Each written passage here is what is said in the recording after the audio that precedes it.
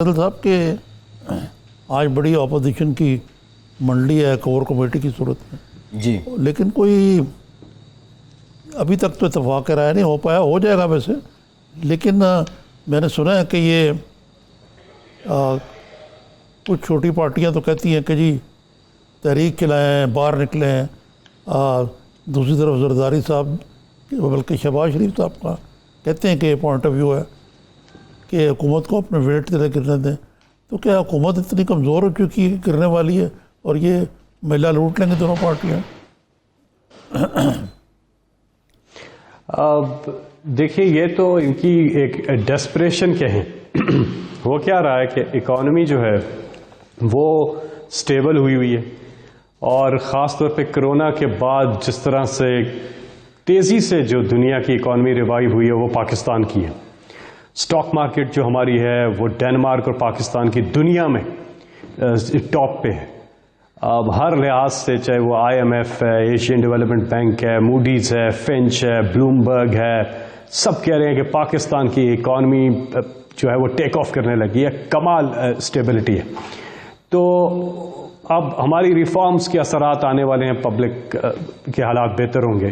तो इनको तकलीफ ये है कि ये तो कामयाब हो रहे हैं, यानी कि इमरान खान की जो PTI गवर्नमेंट है ये कामयाब हो रही है।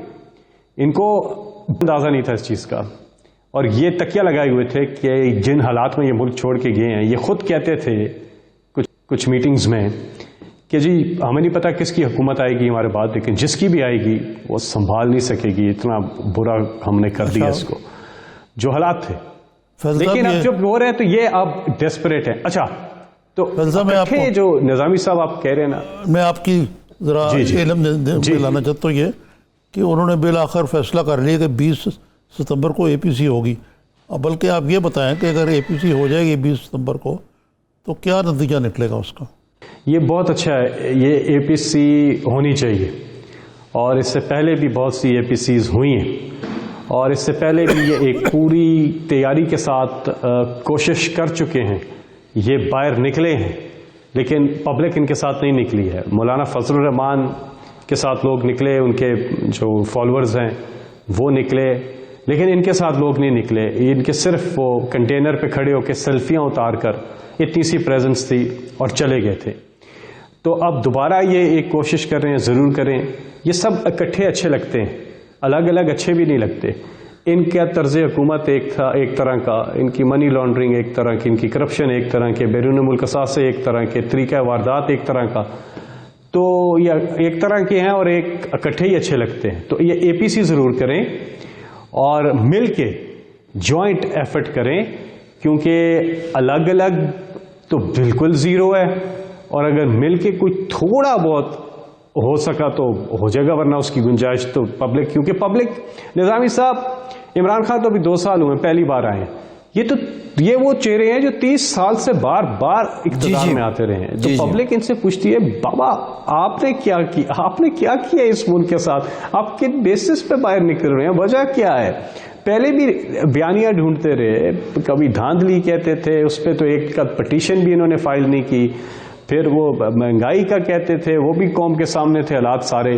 अब फिर ये कह रहे हैं, तो कौम को पता है कि आज जो पाकिस्तान की महंगाई है वो इनकी वजह से। इमरान खान तो दिन रात मेहनत करके चीज़ें ठीक कर रहे हैं, और हमारी रिफॉर्म्स जो हम लेके के आए हैं, जो खर्चे हमने कम किए, उसके असरात अब पब्लिक पे जाना शुरू होंगे। तो एन इस वक्त जब हुकूमत बिल्कुल, जब पूरी दुनिया देखे ना, कोरोना की वजह से पूरी दुनिया की इकॉनमी को धचका पहुंचा, पाकिस्तान इमरान खान की हिकमत अमली, अल्लाह ताला के करम की वजह से, लोगों की दुआओं की वजह से, जो गरीबों की उन्होंने ख्याल रखा पहले दिन से, उनको पैकेज भी दिया, उनकी माओं की, गरीबों की दुआओं की वजह से अल्लाह ताला ने करम किया कि पाकिस्तान में कोरोना के हालात बेहतर है।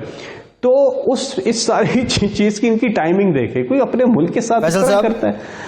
फैसल साहब, आप इकोनॉमी की बात कर रहे हैं, आप इकोनॉमी की बात कर रहे हैं। स्टेट बैंक के जो हालिया फिगर हैं वो ये बताते हैं कि आपने 2 साल में जितना कर्ज लिया, मुस्लिम लीग नून ने 5 सालों में उतना लिया था, और इस वक्त पाकिस्तान का जो मजमूई कर्ज है, वो जो पाकिस्तान ने इस वक्त जो कर्ज लिया है वो 44,000 अरब रुपए कुछ बनता है, 44 ट्रिलियन बनता है। GDP माइनस में है, और फिर इसके अलावा आप देखें महंगाई जो है वो रिकॉर्ड महंगाई हुई इस साल, रवां साल में ही। اور یہ جو آپ کے اعداد و شمار ہیں، میں آپ کو جی اس کا سر امپیکٹ سوسائٹی پہ نظر نہیں آ رہا، اور انہی جذبات کو اپوزیشن کیش کرنا چاہ رہی ہے. سنیے، نہیں یہ اس بات کو نہیں، وہ اپوزیشن، میں آپ کو اس کا پہلے جواب دیتا ہوں پھر بتاتا ہوں اپوزیشن نے کیا ہم سے بات کی ہے، وہ بھی میں آپ کو بتاتا ہوں. اپوزیشن یہ بظاہر یہ باتیں کر رہی ہے، لیکن اندر کی بات میں آپ کو تھوڑی دیر میں بتاتا ہوں. اکانومی، قرضے 2008 جب یہ آتے ہیں چارٹر آف کرپشن والے، پاکستان کا قرضہ ہوتا ہے 6000 ارب روپیہ. 10 سال میں ہی اس کو 4 گنا بڑھا دیتے ہیں اور 30,000 ارب پہ لے جاتے ہیں. اب ہمیں سوئٹزرلینڈ یا جرمنی کی اکانومی نہیں ملی تھی، اسی پاکستان کی ملی تھی جدھر ہر ادارہ نقصان میں تھا. اس اکانومی کو پہلی سٹیج میں سٹیبل کرنا، ریوائیو کرنا، اس میں ہم کامیاب ہوئے.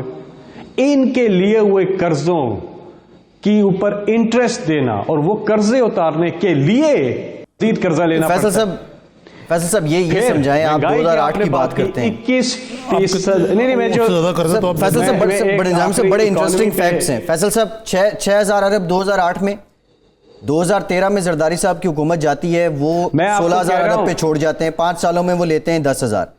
نواز شریف صاحب 5 سالوں میں لیتے ہیں کوئی 14-15,000. آپ کی حکومت 2 سالوں میں 14-15,000 ارب جو ہے وہ لے لیتی ہے. اب یہ سائیکل تو وہی چل رہا ہے نا، ذرا یہ سمجھا دیں کہ یہ لوڈ کیوں بڑھ رہا ہے اگر پچھلے قرضے اتر رہے ہیں. آپ سمجھے نہیں میری بات سنیں آسان الفاظ میں جو میں آپ کو بتانے کی کوشش کر رہا تھا. وہ تو ایک 6,000 ارب سے 10 سال میں دونوں نے ان کو الگ نہ کیا کریں، یہ مل کے انہوں نے چارٹر آف کرپشن کیا تھا.